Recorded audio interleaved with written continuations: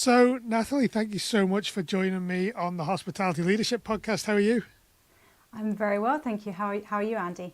Yeah, really good.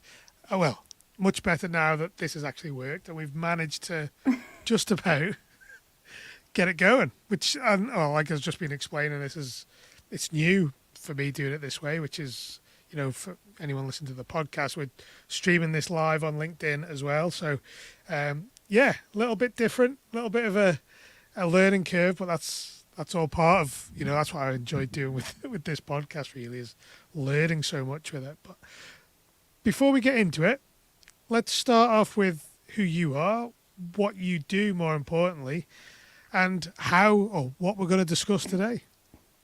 Yeah, of course. So, my name's Natalie Stanton. I'm a Chartered Environmental Health Officer. So, for 11 years, I worked for various local authorities, so London boroughs and district councils. So, I was one of those people going out, doing food hygiene inspections, issuing food hygiene ratings. As I'm sure everyone can imagine, the role was very varied, but that was sort of the key element of the role. And then in 2022, I took the brave decision to leave my career in local government and I started my own business. And what I launched was actually a website that provides video-based level 2 food hygiene training.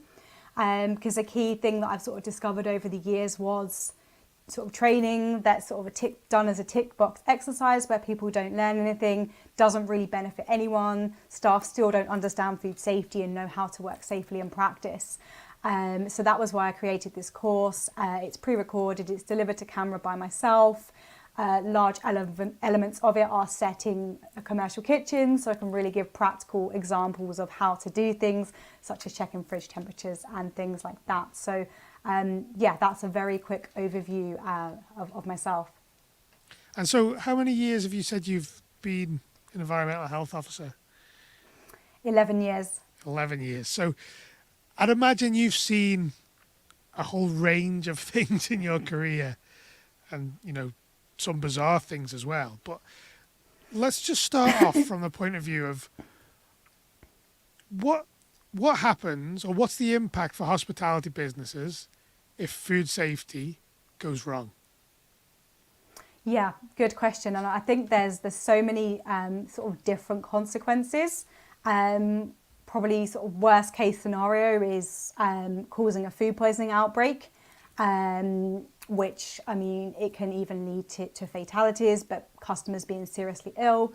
Let's face it, they're probably not going to return to a business that made them ill. Food poisoning outbreaks can also lead to criminal prosecutions.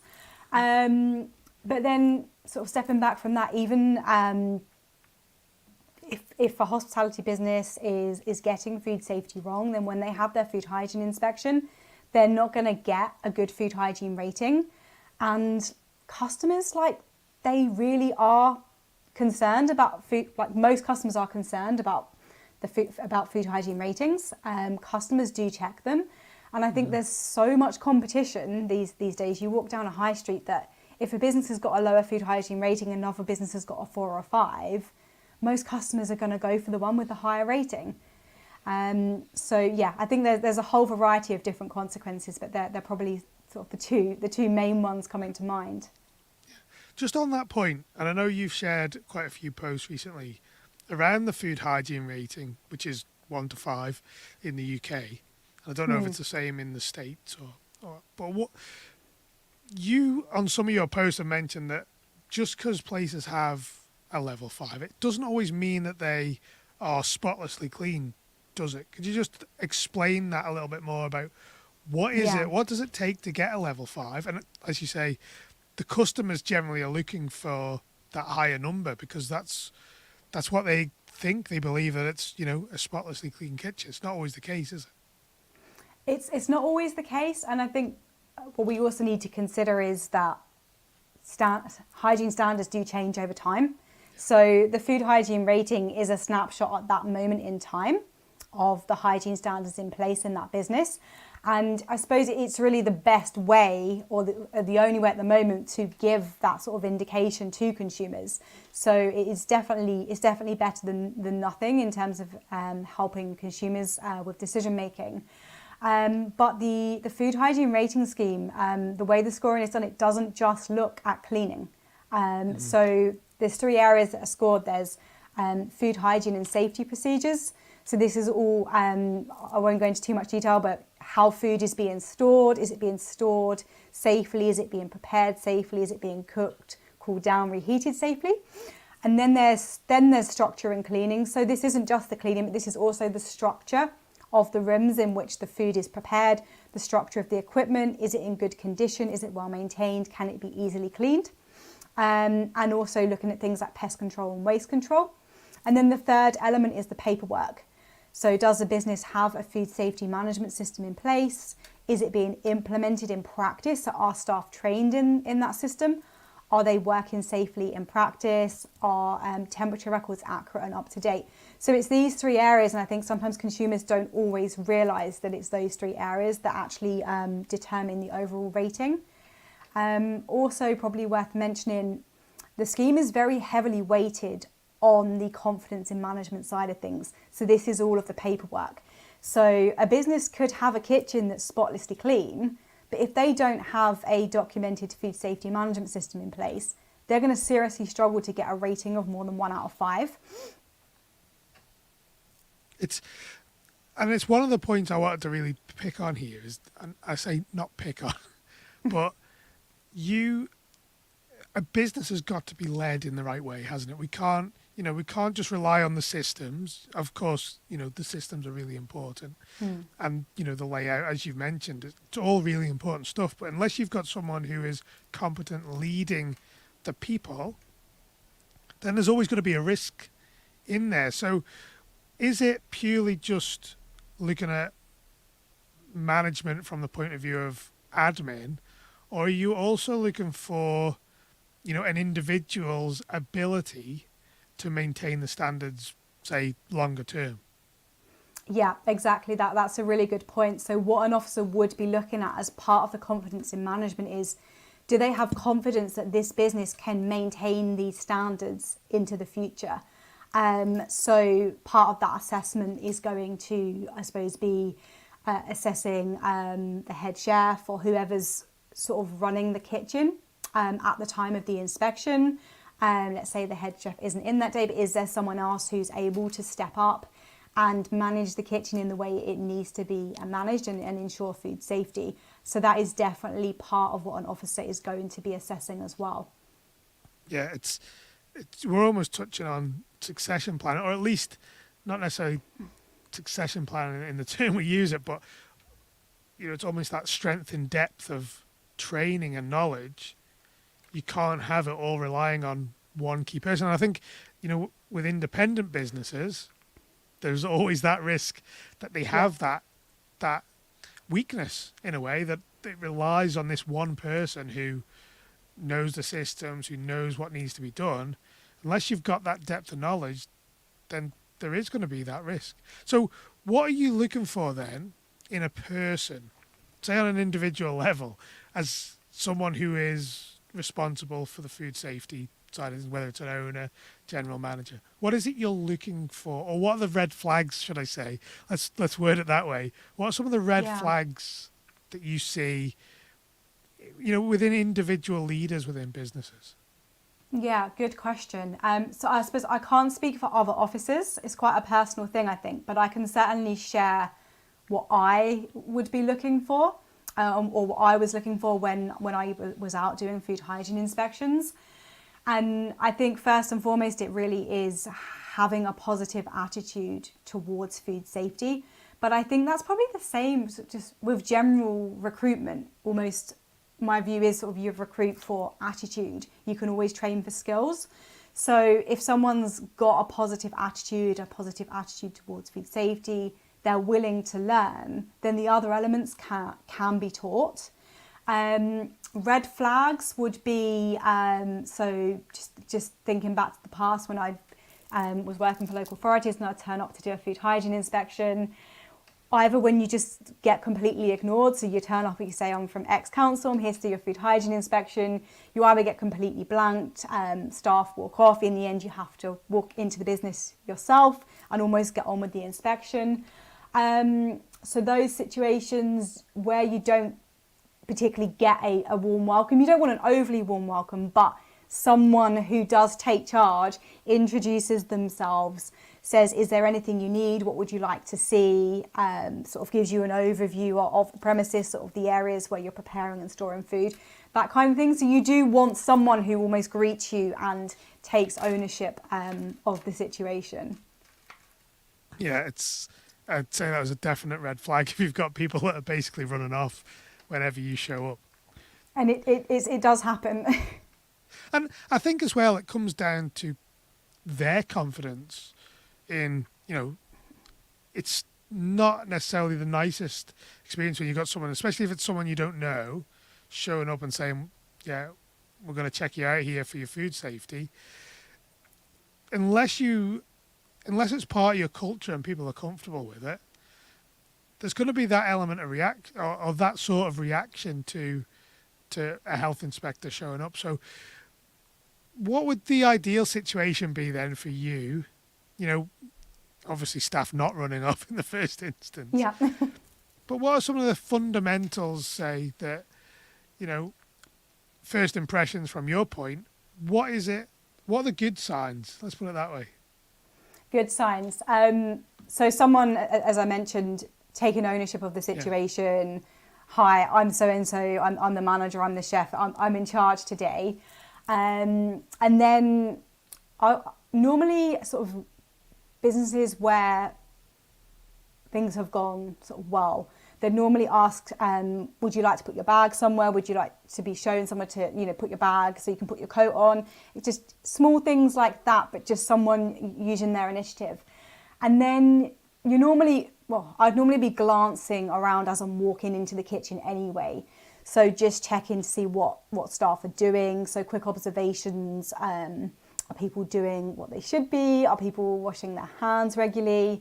Something I was actually thinking about this the other day, but something that used to happen quite a lot, and to be fair, doesn't often give officers confidence, is when the first thing a staff member does is goes and grabs the broom and starts sweeping the floor. Because in all honesty, for officers, we're not too concerned about the floor. We're more concerned about hand washing, food preparation surfaces being cleaned and disinfected. So actually a staff member cleaning and disinfecting a food preparation surface with a sanitizer, following the correct contact time, things like that, that's going to be giving you confidence. So I suppose that's the other thing. Staff just carrying on with their work, but working in the right way, rather than everyone sort of stopping and staring and not quite knowing what to do. For most of the staff, they just need to carry on working, but making sure they're working safely. I'm trying to think if there's anything else. Other things that would give me confidence. Seeing the paperwork being filled out. So hopefully in a business like that, it is being done all the time. So I think there's a difference between it being filled out and backdated at the time the officer. We definitely don't want that. But where it's a working document and it's by coincidence it's being filled out at the time that the officer turns up, fantastic. And even the person in charge saying, would you like to see the paperwork, and knowing where it is and having it to hand. What can create quite a bad impression is when it takes 10 to 15 minutes for the business to find the paperwork. And then if they don't manage to find it at all, then the litany of excuses that tend to follow. That's I'd say that was a massive red flag, certainly from my point of view. If they don't even if it takes that long to even find the paperwork in the first. I know we used to have, as much as we had our centralized document, we had sheets of paper all around the business, well, in the relevant areas around the business. That was, it's making it easy for people to use, in the moment, the time that they need to fill it in, it's there to hand. And I think that's probably, I don't know, you've probably got a better experience, but it's probably one of the things that it causes more trouble for businesses when they haven't got it in a way that is easily accessible, maybe stuck in the office somewhere, where it's not going to be used by the right people. But really, before we get to that, let's scale it right back then. What are the fundamentals? What should people be doing right now? What should they be looking at getting in place? Say, for example, if they're not entirely happy with where they're at from a food safety point of view, where should they start in terms of, step one? Step one. Okay. So, and this is just, I suppose, my opinion, my thoughts off the top of my head. So I would say, first of all, the business should, I suppose, the manager or whoever's not feeling happy with where things are at the moment, have a look around themselves, around the kitchen, around the business, to identify, well, what, in terms of food safety, what areas are they not happy with? Because I do think it's important that the management actually, they do look as well, and they understand what they feel the key issues are in terms of food safety. And then they can start to look at, well, what can they do in each area to improve? So, for example, if food safety paperwork was found to be an issue, i.e. it's not being completed as it should be, or there's days when it's being missed, actually then looking deeper as to why is this happening? Is it that people don't have enough time? Is it that they don't know how to complete the paperwork or all elements of it? So just to give one example that I've seen on some food safety paperwork, calibrating a digital temperature probe, so where you do it in boiling water and ice to check the probe is accurate. The amount of times I've seen just the temperature of boiling water, so 100 degrees written and then 0 written. And then when you look in the kitchen, there's actually 3 temperature probes. So which one's been checked? Was it precisely 100 degrees or was it maybe 99.9? Yeah. And then when you ask the staff, well, how have you checked it? They can't explain it. So that says to me that actually people are just completing the form, but don't actually know how to do it. So, and I think that's quite a simple thing to fix, just to give a little bit of extra training or demonstrate to someone exactly how they do it. And then I think most people are then going to do the right thing. So yeah, I would probably say start with the manager actually having a look around themselves and see, because I mean, you could bring, say, a food safety consultant in, but then that would maybe be step 2, again, depending on the size of the business. Not all businesses have those kind of resources. And some of these things are actually quite simple. If the manager looks themselves, they're going to see some of these obvious things anyway, and that could literally be all it is. Next step then might be, I suppose, as I've kind of touched on, some additional training for the staff. I think everyone learns in different ways. Everyone learns at different rates as well. So it might just be that the training needs to be done in different ways for different people as well. Yeah. And I suppose with your, when you were an EHO, is it a good thing or a good sign when you get, or you have the businesses reaching out to you as an environmental health officer? Certainly from that, that's what our philosophy was, is we wanted to make sure we were working together with our environmental health officers. I used to work with them, which made it easier for me, but it's from, generally from a business perspective, is it, it's proactive, isn't it? From your point of view? Yeah, it's definitely proactive. And I think it shows that you don't have anything to hide. You want to do things right. And I think that will always create a good impression. Only thing to bear in mind with a lot of local authorities these days are so under-resourced that you may reach out and you may not hear anything. You may not get through to an EHO in the department. I'd say it's always worth a try. And some local authorities, I know from some that I've worked at, would actually, they'd charge a small fee to do like an advisory visit prior to your inspection. Not every council does this, but it's always worth checking, because some do it, say £100 or £200, and then you would get an officer who would come out, they'd spend a bit of time with the business, answer any questions and things like that. So it may be something that a business may have to pay for, but it's generally, it's not too expensive. But But I would say check, because it depends on each council whether they offer that or not. It puts you ahead of the curve as well, doesn't it? It gives you that chance to get ahead of any issues that you may have that would have caused an issue come inspection time. You've got that chance to rectify it before the inspection rolls around. Now, stage 2, you mentioned about that additional training. Just tell us quickly how your training in particular would fit into that sort of, a day-to-day operation for, a restaurant, for example. How would your program, how would that training work into, their day-to-day workings? Yeah, so my course is as I mentioned, video-based level 2 food hygiene course. So upon completion of the course, the food handler would achieve their level 2 food hygiene certificate. The way the course would work, so it consists of short videos. Each video is 7 to 12 minutes long. Mm-hmm. So someone could watch the video on their phone, in between possibly other tasks, or if there was a period of the day when they're not quite as busy, and then their progress is automatically saved. So they wouldn't need to do the whole course in one go. They could watch one video, it will save their progress, and then they can come back to it another time.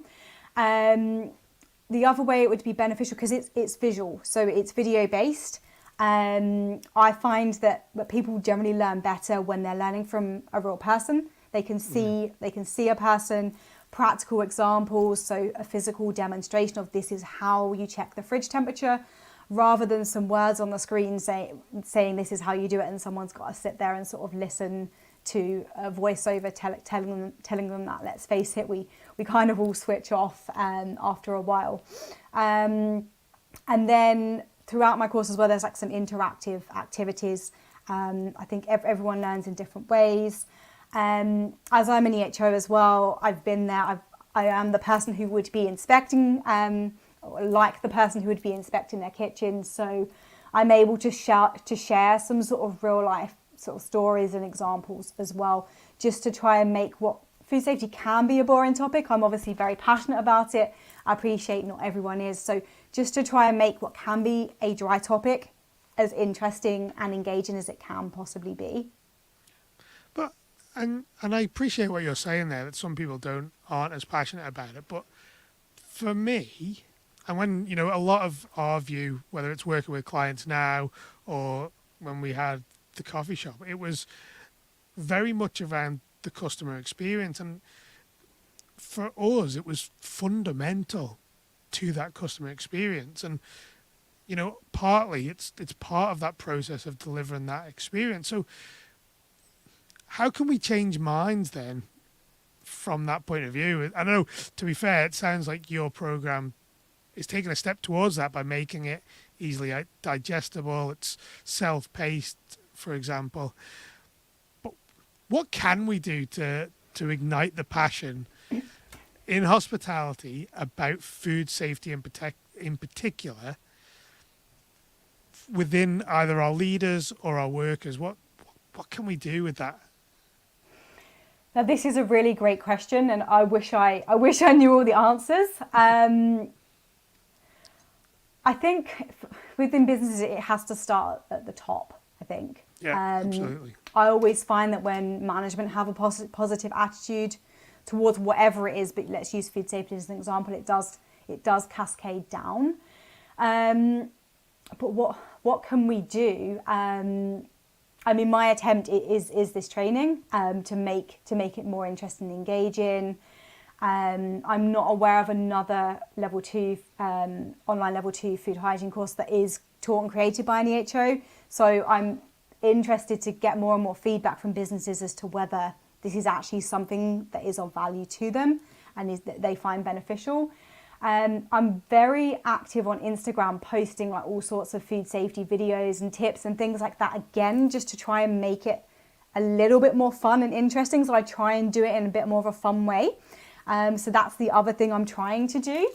But to be honest, I'd be grateful for sort of any feedback from your listeners as well as to whether they have any suggestions. Well, I think I'll just share my approach, and it was about tying it all in to our overall purpose. Now, certainly my approach when we're leading teams, it was all about how we can connect their role to our our mission, our purpose, what we were there for, what purpose were we serving, and it was all about trying to make that element. It's all integrated, and it is all integrated into that that overall mission and vision that we have for the business. Without a focus on food safety, then it's unlikely you'll ever reach the goals that you want, and that's how we did it. And there was an element of motivation from the staff, from learning new things, and you could see that when they did it. And that was something we tried to keep, continuous. They were learning stuff. But I think it's about tying individual jobs, individual tasks into that overall purpose from my perspective, and it worked with our teams. But maybe I should ask you something slightly different then. What is it? Why are you so passionate about food safety in particular? What drives that fire?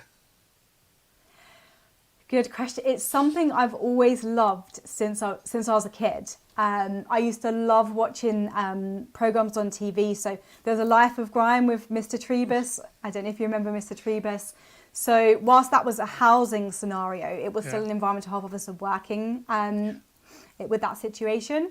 And that was really what sort of sparked my interest in that career path. And then I loved programs like Food Inspectors. I just found it fascinating. And then I've always been very fussy as well about things being clean and tidy and stuff like that. So maybe a bit of OCD. But really now, I think the reason I'm passionate now, and I mean, the reason I actually went into a career in local government was because I'm passionate about helping food businesses succeed safely. So almost combining my passion with food safety, but actually using it in a way to educate businesses, to help them so that they can actually be the best that they can be. And for a while, I did get that in local government, and then it moved away. Things moved towards being more target driven and things like that. So you didn't always have as much time to spend helping the businesses as perhaps I would have liked. So this is the other reason now why, working for myself, doing what I'm doing, I'm actually able to focus purely on helping food businesses, which is the side of things that I really love doing. And if, let's talk about measuring this now in terms of not necessarily the passion, but performance of a business. Mm-hmm. Is there any metrics that you can use, any KPIs or anything like that you suggest to your clients now, or you have done in the past, that will give them a snapshot, an idea of their, the compliance level almost? Yeah. One would be, I suppose, the food hygiene rating. But I appreciate that's the inspection's probably only going to be roughly every 18 months. Yeah. So I only work with a very, very small number of clients now. And I can share sort of an example of how they measure performance. So I would do periodic audits and spot checks. And for each of those, there'd be a scoring system. One would be a percentage out of 100. The other one is a traffic light system, because the spot checks would just be focusing on a few key areas. And then it would be scored red, amber, green. And then I believe the teams would actually get their bonus structure would partially be influenced by how well they performed in the overall audit score and the spot checks. So yeah, that's one example that I can give. Yeah, it's always important to measure it in some way. And I think as well, it's that those spot checks on the paperwork side of things, which, at the end of the day, you could be doing all the spot checks every day. You could be doing all the tasks, checking your fridge temperatures, checking your food temperatures when they're, finished cooking, for example. But unless you're recording it, there's no way of demonstrating that to any HO when they step through the door, is there? How do you prove that? And that's why the paperwork side is so important, isn't it? You've got to show that you're consistently doing the work and recording the temperature, and not just putting 100 degrees for, a food thermometer, which is very rarely will end up bang on 100 degrees, in my experience anyway. But yeah, you've got to that's the way you show, come inspection time, the work you're doing, isn't it? Yeah, exactly. So it shows the work a business is doing, and it's also their defence if anything did go wrong. It would be their defence in court to say we did everything we could to ensure the food we were producing was safe to eat, and this is how we're proving that. It's probably worth saying for like smaller businesses, say for example if they're using the Safer Food Better Business Pack, it doesn't require them to write down fridge temperatures, cooked food temperatures, etc. So for smaller businesses, they don't have to, but they would still need to be completing the diary section showing they've done their opening and closing checks, which would mean checking fridge and freezer temperatures, but they wouldn't necessarily need to write the temperatures down. Of course they can do, and I think it's always better to have those records. But I just wanted to mention it for the smaller businesses in case anyone's thinking, oh, we're using Safer Food Better Business and we're not writing down all the temperatures. Yeah, and that brings me nicely on to my next question, and we, anyone in the UK will know we've got the Safer Food Better Business, but at what point is that not sufficient? Like I know with our coffee shop, we were relatively small. I basically created a blended sort of, used the diary, and for example, the fridge record sheets, I made specific records for that so that we could show that we were doing it. But at what point should a business be taking that step to go beyond the basic paperwork, and how far should it go? Yeah, so I would say that for a small business, Safer Food Better Business is sufficient, providing it covers all of their processes.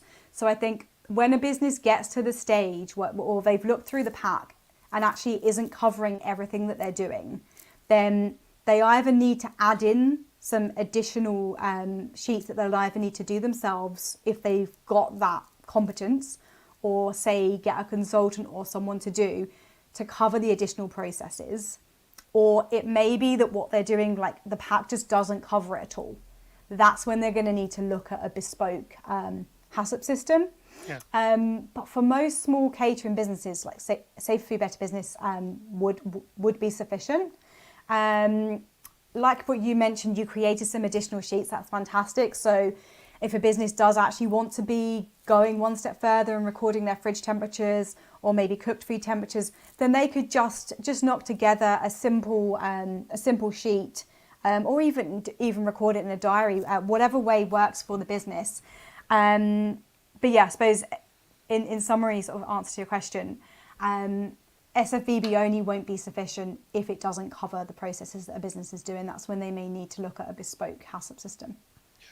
And is there a point from an EHO point of view that is there a size of business where you would automatically expect something more than SFBB does the diary work for most businesses, the average restaurant on the street? What would you be expecting to see? And at what level, if that makes sense? Yeah, so for your average, say, restaurant or cafe on the high street, EHOs would... I can only really speak for myself. Absolutely, yeah.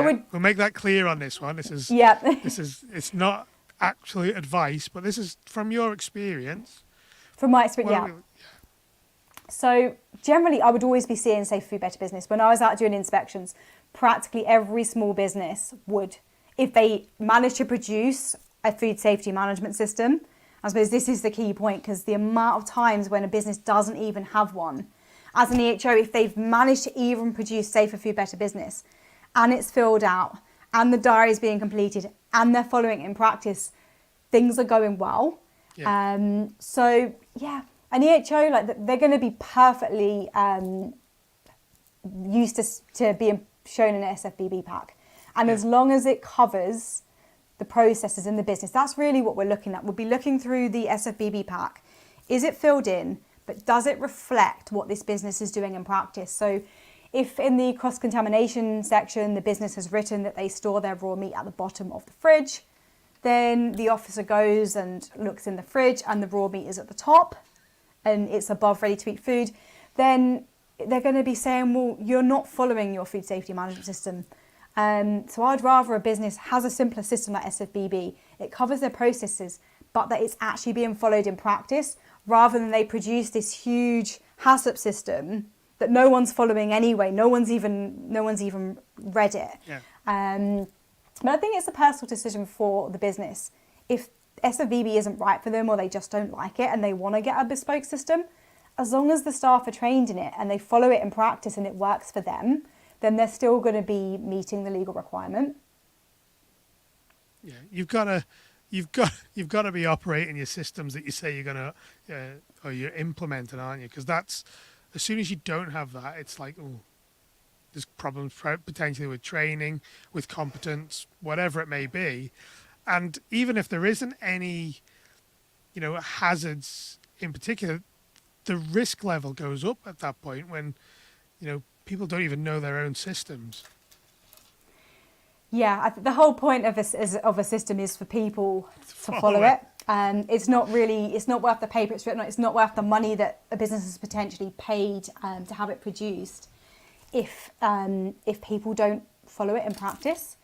It's almost a bit embarrassing to produce it. The officer looks at it and then sees something completely different in real life. Yeah. Now, we're coming towards the end.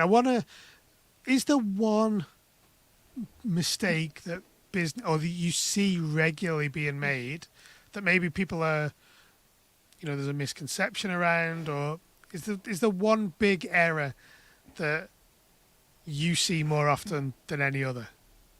One big error. I think it is going to be paperwork. It's a paper. In all honesty, we've talked about paperwork a lot, but I think the biggest mistake and the biggest reason why businesses get a low food hygiene rating is because they either don't have a food safety management system in place, or it's not followed in practice, and they're not keeping up to date with the records. Especially for small businesses, that's the most common thing. So excuses like these SFBB packages with the accountant. I can't tell you how many times I've heard that, how many times that's been said to me over the years. And in all honesty, it's just not believable. I don't know what accountant would need to see an SFBB pack. That was going to be our next question. So yeah, I think paperwork is probably the biggest area to focus on. We see it, we hear stories of businesses and certainly managers and owners being so busy, but it just goes to show we need to give them more time. As if you're an owner, you need to create more time to ensure that this is getting done.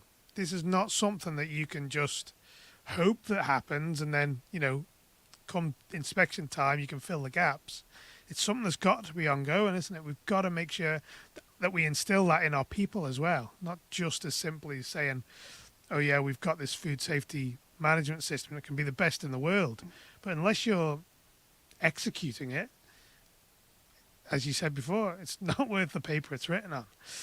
So I think that's the message here, really, isn't it? It's about, let's spend a bit more time to make sure that our staff know what the needs are in terms of the paperwork, why we do it, how we do it, the practical side, and let's get it recorded. Because I think if, largely we'd see a lot more level 5s if the focus was on that paperwork. Is that what you're saying?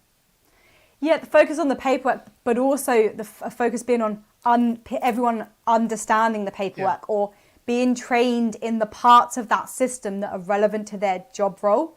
Because it could be the best system in the world, but if people aren't following it in practice, then the food hygiene rating is still going to be affected. Yeah.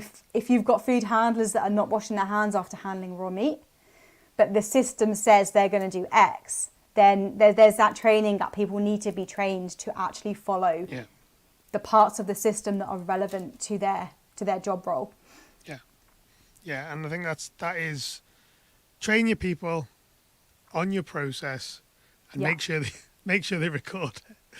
So I'm going to take a step back from food safety right now, and we ask all our guests about one one book that made a massive impact for them, whether it's personally, professionally, hospitality or not. What's the one book that's really left a mark for you? Yeah, okay. So I love reading. I've read so many books. I think the one I'll pick is pretty much, it was the first like self-help book that I ever read, and it was called The Miracle Morning by Hal Elrod. I don't know if you got it there. Are you reading it at the moment? This isn't scripted. Oh my goodness. This isn't scripted, yeah. That's mine. That's what I'm That is so halfway weird. through at the minute. How are you finding it? It's good, it's good. I've always been a morning person, and it's, without it being very structured, it's now given me that kick to maybe structure my morning a little bit. It's certainly helping me massively now, or, a big change for me. Yeah. Did you find this? Obviously, you must have found the same. Yeah, like I'd completely echo that. I'm not a morning person at all, and I so want to be a morning person. So yeah, I read that book a few years ago, and then implemented a morning routine, because previously I'd be rushing in the morning. Yeah. And then what I realized was I have no time for myself. Mm-hmm. And actually, if I don't start the day with prioritizing myself, I can't show up as the best version of myself for anyone else that I encounter throughout the day. Yeah. So this just sort of, by putting this process in place, just gives me the time, 1 hour to myself first thing in the morning, to do some meditation, some reading, some journaling, some exercise, etc. Don't get me wrong, like doing elements of it to start with was really, really difficult. I think just building any habit is difficult, but since doing it, I really do see a difference. I'm just more focused, I'm more productive throughout the day, etc., etc. So yeah, that's why I picked that book as the one I'd probably recommend. It is, and especially like I find it in working with people who are in hospitality, with time crunched anyway. We're either up really early or they're up really late, and there doesn't seem to be any time, no buffer time really. And that's the biggest thing, as one of our clients has implemented of something very similar, where they felt like the day was just running away from them. Yeah. They gave themselves that hour, like you said, just that hour in the morning, just to settle yourself, get yourself ready for the day. And you're taking charge of the day rather than the day taking charge of you. So yeah, no, it is That's definitely exactly a great read. Great read. So where can people find you now? More importantly, that's what we want to, if they've listened to this, where can they find your content on Instagram? And more importantly, where can they find out more about the Level 2 course as well? Yes, so my Instagram is _safety_expert. I'm on LinkedIn, Natalie Stanton. And then if people want to find out more about the Level 2 food hygiene course, the website is www.thesafetyexpert.co.uk. Brilliant. Listen, thank you so much for your time this afternoon. I appreciate you you sticking with us with the new tech that we're using to obviously stream this, which is a little bit different for me as well. But I appreciate it. Listen, Natalie, thank you so much for coming on. Thank you for sharing your knowledge with us at the Hospitality Leadership Podcast. And if you're listening to this and you haven't got a handle on your food safety, or it certainly isn't where you are happy with it, make sure you check out Natalie's page and the website as well. So listen, Natalie, thank you so much for coming on the podcast. Thank you for having me. Thank you so much. Take care. Bye.